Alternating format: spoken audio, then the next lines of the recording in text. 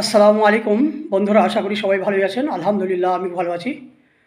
বন্ধুরা, এখন যে বিষয়ের উপর কথা বলবো সেই বিষয়টি হলো একমুখী শিক্ষা ব্যবস্থা। বন্ধুরা, একটি দেশের উন্নয়নের প্রধান শর্ত হলো ওই দেশের শিক্ষা ব্যবস্থা কতটা উন্নত তার উপর নির্ভর করে। আমরা যদি উন্নত দেশগুলির দিকে তাকাই তাহলে আমরা দেখব ওই সকল দেশের শিক্ষা ব্যবস্থা একমুখী এবং তারা কারিগরি শিক্ষার উপর জোর দিয়ে থাকে।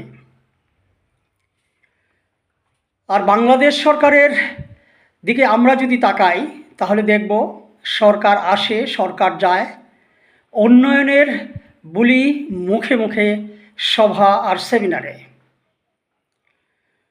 বাংলাদেশকে যদি প্রকৃত উন্নয়নের মূল সড়কে আমরা নিতে চাই তাহলে একমুখী শিক্ষা ব্যবস্থার কোনো বিকল্প নাই।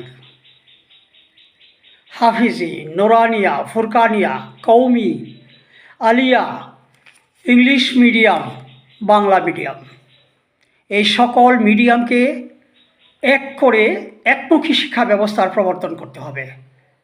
তাহলেই বাংলাদেশ উন্নত করতে সক্ষম হবে। আমি সর্বশেষ তুরস্কের কামাল আতাতুর্কের দৃষ্টি আকর্ষণ করছি আপনাদের সামনে। তার বলিষ্ঠ উদ্যোগে সেই দেশে একমুখী শিক্ষা ব্যবস্থার প্রবর্তন হয়েছিল, যে দেশটি আজকে ইউরোপিয়ান ধাঁচের দেশের মতো উন্নত। ধন্যবাদ বন্ধুরা, ভালো থাকবেন সবাই। ইনশাল্লাহ আবার দেখা হবে। আসসালামু আলাইকুম।